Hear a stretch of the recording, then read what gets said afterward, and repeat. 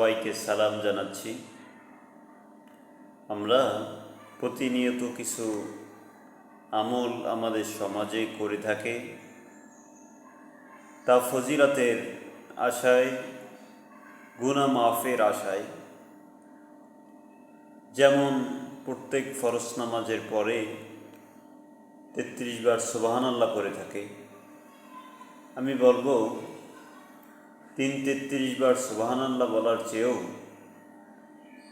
আল্লাহর কাছে বলুন, হে আল্লাহ, আপনি শয়তানের ওয়াসওয়াসা থেকে আমাকে রক্ষা করুন। প্রতিদিন বারবার বলুন, দেখবেন আল্লাহ তাআলা আপনাকে খারাপ কাজ থেকে দূরে রাখবে। 33 বার আলহামদুলিল্লাহ বলার চেয়ে প্রতিনিয়ত কয়েকবার বলুন, বারবার বলুন, হে আল্লাহ, আপনি আমাকে সরল পথের হেদায়াত দান করুন। 33 বার আল্লাহু আকবার বলার চেয়েও বেশি গুরুত্ব দিন, আল্লাহ জানি আমি অন্যায় অপরাধের সাথে যুক্ত না হই। বেশি বেশি বলি, তাহলে দেখা যাবে বারবার বলি, আল্লাহ আপনাকে জানি আমরা ভয় করতে পারি। বারবার বলি আত্তাকুল্লাহ, আল্লাহর হুকুম, রব্বি আউযু বিকা মিন হামাযাতিশ শায়াতিন, শয়তান থেকে আল্লাহর কাছে আশ্রয় চাই। তাহলে পাপ থেকে বাঁচতে পারব, গুনাহ থেকে বাঁচতে পারব। যে ব্যক্তি গুনাহ করে ওই ব্যক্তির উপর থেকে আল্লাহর দয়া উঠে যায়। এই জন্য ফজিলাতের আমল করি, অসুবিধা নেই, যার যেটা খুশি করুক।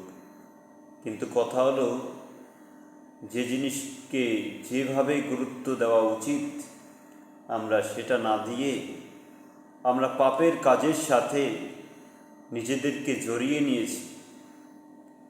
আমরা অন্যায় কাজের সাথে নিজেদেরকে জড়িয়ে নিয়েছি।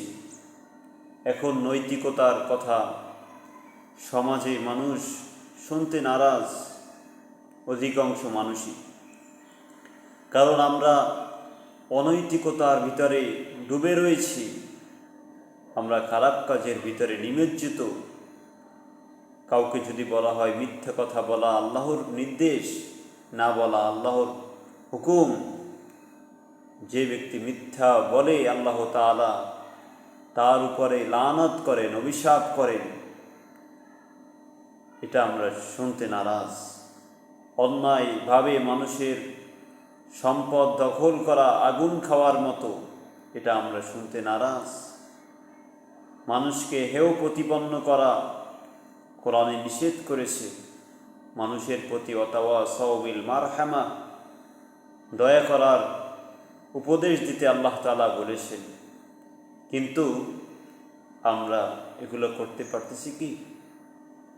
এই জন্য মানুষের প্রতি দয়া করি, অন্যায় অপরাধের সাথে জড়িত না হই।